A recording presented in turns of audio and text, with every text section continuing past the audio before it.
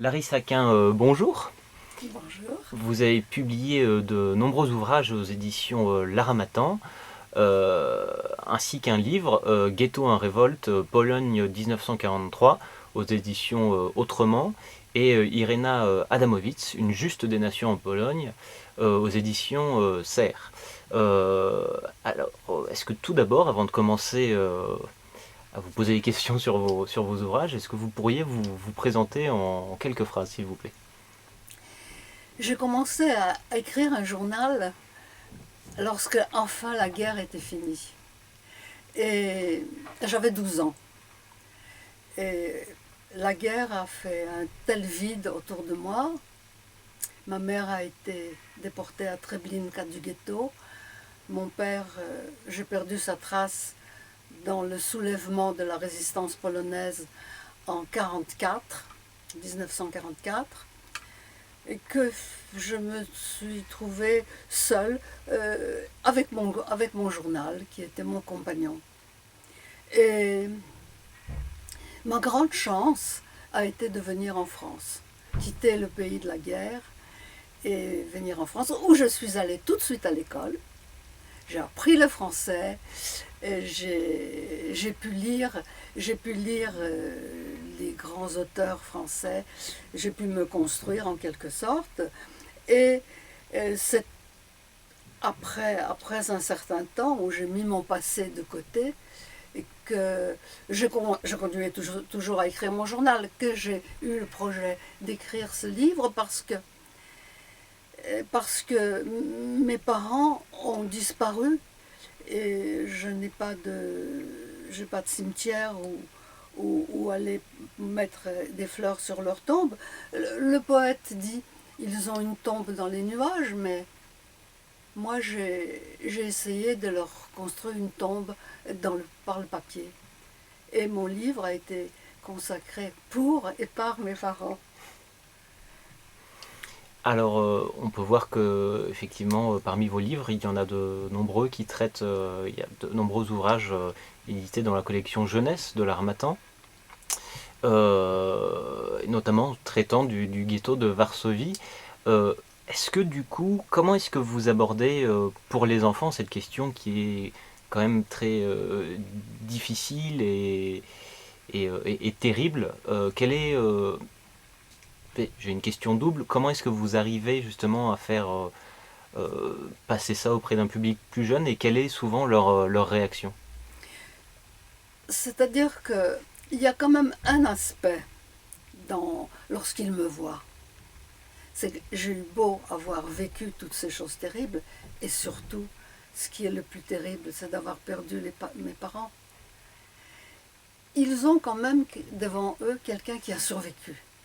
Donc, c'est déjà ça a un aspect rassurant, même si nous étions tellement peu nombreux à survivre. Mais d'autre part, la première fois que je parlais devant les enfants, c'était dans un CM2. Et j'ai jamais eu aussi peur de ma vie.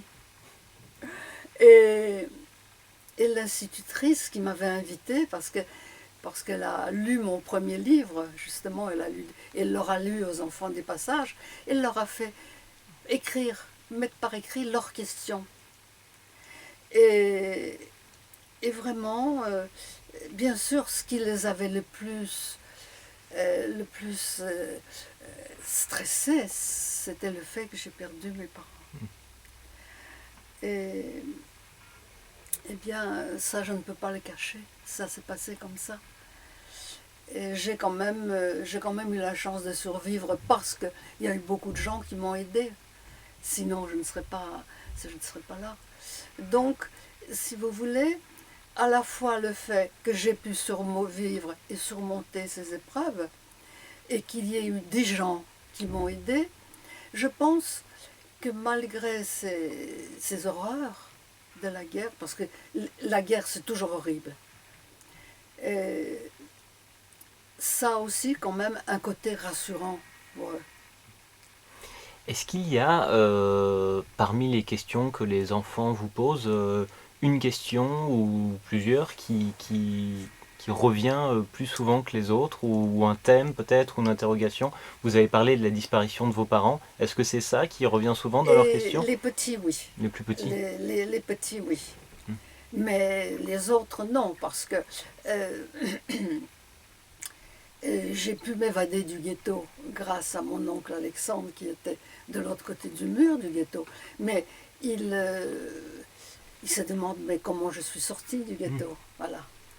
Parce que je leur raconte que le ghetto de Varsovie était entouré d'un mur de 3 mètres avec des barbelés par-dessus. Donc, comment est-ce que je suis sortie du ghetto? Qui est-ce qui s'est occupé de moi? Et j'ai eu récemment, en 2009, c'est quand même récent, et,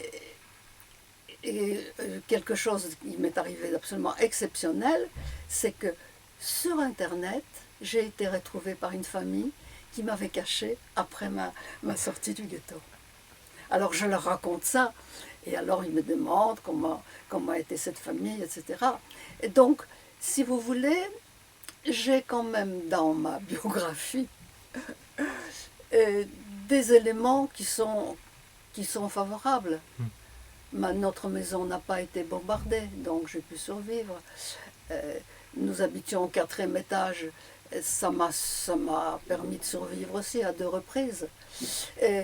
Donc il y avait je leur montre, plus c'est petit, plus je parle des aspects positifs. Par contre, les adultes et les étudiants, je parle surtout de la politique raciale. Donc, moi, je m'adapte à mon public. Vous avez publié aussi un livre, Ghettos en révolte, Pologne 1943. Alors vous êtes évadé juste avant justement la révolte du ghetto de Varsovie, mais est-ce que vous pouvez tout de même nous raconter cet événement tel que vous l'avez vu à travers vos recherches historiques? Et oui, vous savez, la révolte du ghetto de Varsovie, qui a débuté le 19 avril 1943, était quelque chose d'exceptionnel dans l'Europe occupée par les nazis. Alors, voilà c'était des gens très jeunes. Et j'ai rencontré un combattant de 13 ans dans mes recherches. Et donc, le fait que le ghetto ait pu se révolter contre une armée préparée et bien nourrie, alors que nous mourions de faim dans le ghetto, et surtout, nous étions une population civile. Donc, aussi bien dans le ghetto de Varsovie que dans tous les ghettos, il y en avait environ 400 dans la Pologne occupée, dans une situation aussi difficile, en ayant faim en permanence, et en étant civil obligé d'acquérir des armes, mais où? De l'autre côté du mur. Donc il fallait entrer dans la partie non juive de Varsovie et avoir des contacts. Et souvent il y avait des délateurs, tout le temps il y avait des délateurs. Donc c'était très difficile. On a payé ça du prix du sang, d'alimenter le ghetto Et je voudrais insister sur une chose, parce qu'on parle bien sûr du ghetto de Varsovie, parce que c'était le plus important. Et c'était un des premiers dans cette partie de la Pologne. Et pas dans l'Est. Dans l'Est, il y avait déjà des soulèvements fin 41, tandis que, même 42, tandis que Varsovie s'est soulevée en 43, le ghetto de Varsovie s'est soulevé le 19 avril 1943, parce que auparavant, les Allemands ont fait cette déportation terrible de 300 000 personnes du ghetto à Treblinka. Et c'est pendant cette déportation que des jeunes se sont réunis, garçons et filles, et qu'ils ont dit c'est pas possible, on va s'opposer. Et ils avaient 2 revolvers. C'est donc après cette énorme déportation, et d'ailleurs les Allemands, c'est pas compliqué, ils appellent ça Großaktion. Donc, et qu'ils ont le 28 juillet 1943, ils se sont réunis pour essayer de faire un projet.